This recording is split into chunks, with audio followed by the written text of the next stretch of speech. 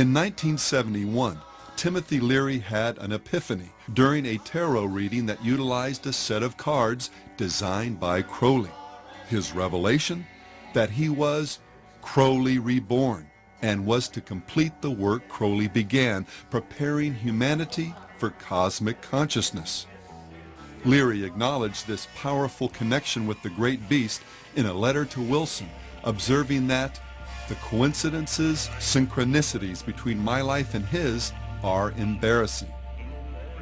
From this connection flowed frequent references to Crowley, his philosophy, and their common destinies in Leary's writings and speech. Well, I've been an admirer of Aleister Crowley. I think that I'm carrying on much of the work that he started over 100 years ago, and I think the 60s themselves. You know, Crowley said he was in favor of finding your own self and do what thou wilt shall be the whole of the law under love. It was a very powerful statement. I'm sorry he isn't around now to appreciate the glories that he started. The phrase, "do what thou wilt," was taken from the Book of the Law, Crowley's most renowned work and one whose composition is worth understanding in the context of our study. While visiting Egypt in 1904, Crowley's first wife, Rose, began going into spontaneous trances, muttering things like, "They are waiting for you," and "He who was waiting was Horus." Intrigued, Crowley and Rose went to visit the Cairo Museum. From a distance she spied a glass case and exclaimed, there he is."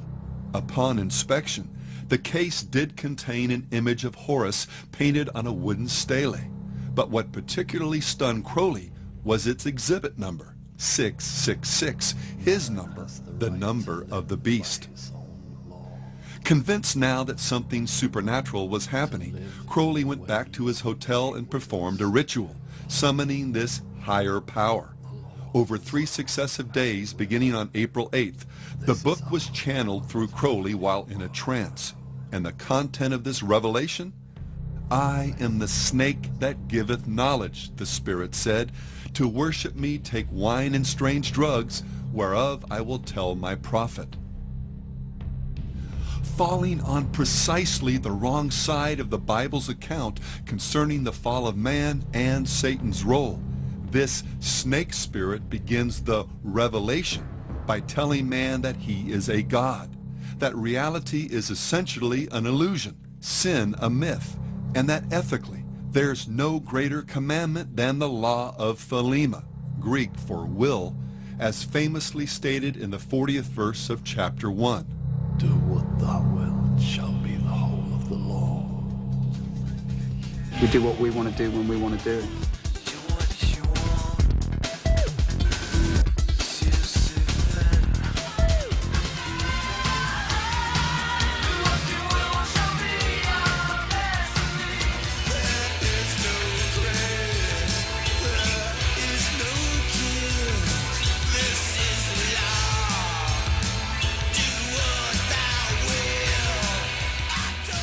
Well, today that same law has been written, spoken, or sung about by more contemporary artists than even Robert Anton Wilson would have imagined.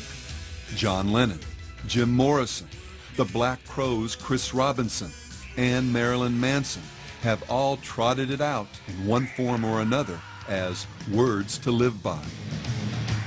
Harry Smith inserted it into the original handbook that came with his renowned Anthology of American Folk Music. It shows up in songs by Mudvayne,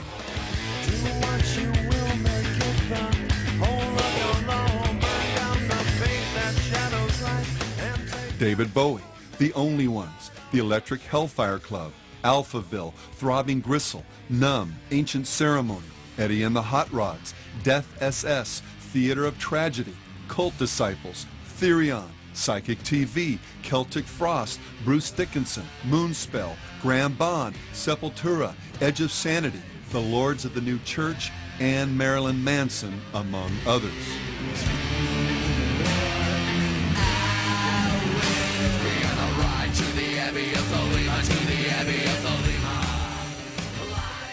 The band 311 not only uses Crowley's Law as a lyric,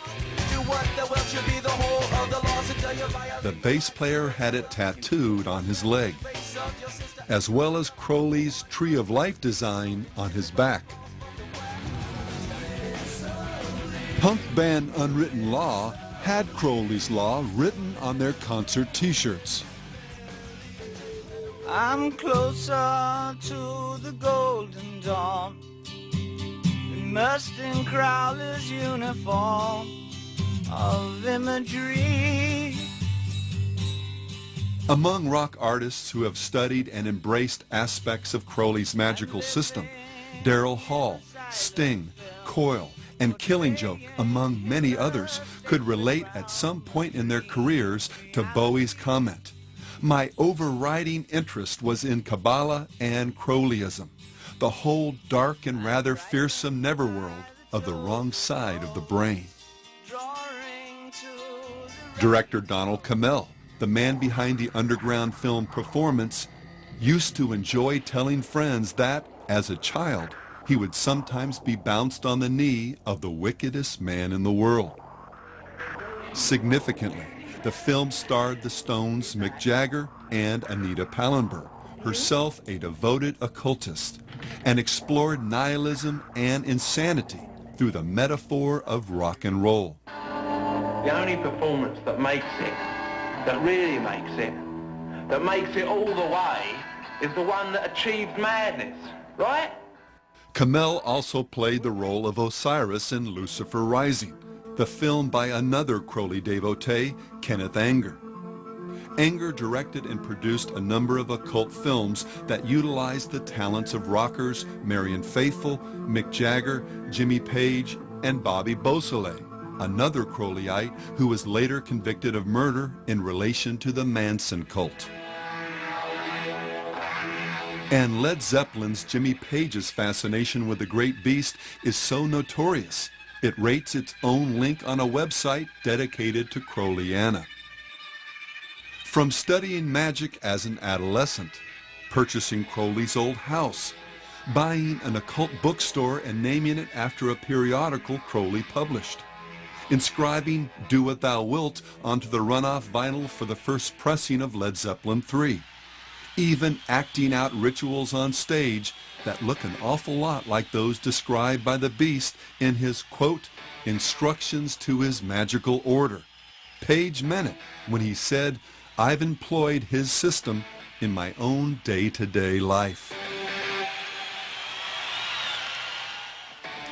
While few artists have shown the same level of dedication to Crowley's life and philosophy as Page, or the members of Coil, or any number of satanic metal bands, there's one sense in which Crowley's legacy has become central to the spirit of most of rock and roll. We'll discuss this in more detail in part 8 of this series, but for now understand that his primary message was simply, find your true will and then do it. Thou hast no right but to do thy will. Do that, and no other shall say nay. Every man and every woman is a star. Which, when you boil it down, really means there is no God but man. This is not to say literally that there's no God. Satan knows there is, as do all men, if but just deep in their hearts. The crux of Crowley's demonic creed was just that each individual has no higher authority than their own will, that we are free to live life as we please. And this was the lie that the serpent hissed in the garden, and the deception that has become the siren chorus that floats through the world of popular music.